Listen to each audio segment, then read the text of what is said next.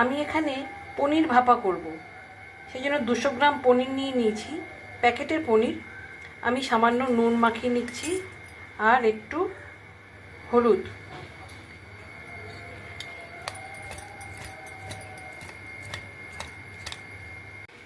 রান্নাটা যেহেতু আমি সর্ষের তেল দেব, সেই জন্য আমি পনিরগুলো সর্ষের তেলে একটু ভেজে নিচ্ছি, একটু হালকা করে ভেজে নেব।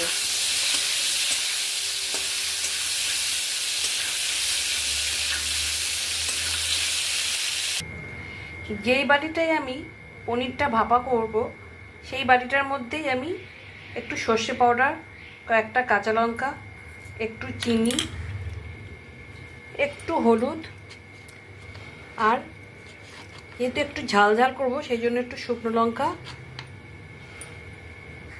এবার স্বাদ অনুযায়ী নুন আমি দিয়ে নিয়ে এবার একটু জল দিয়ে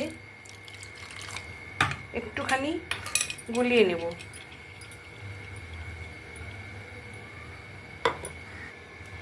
এর মধ্যে পনির ভাজাগুলো আর পনির ভাজার যে সামান্য একটু তেল ছিল সেটাও দিয়ে দিলাম।